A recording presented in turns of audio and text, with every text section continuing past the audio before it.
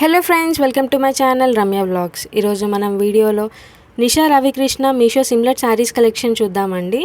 చాలా beautiful collections ఉన్నాయండి. Video end వరకు చూడండి. అమ్మాయి గారు అనే సీరియల్ యాక్టరెస్ అండి తిను. ఆల్మోస్ట్ శారీస్ అన్నీ సీరియల్లో కట్టుకున్న శారీస్ కలెక్షన్సే అండి ఇవన్నీ. చాలా బ్యూటిఫుల్గా ఉన్నాయి అండ్ చాలా రీజనబుల్ ప్రైజెస్లో ఉన్నాయండి.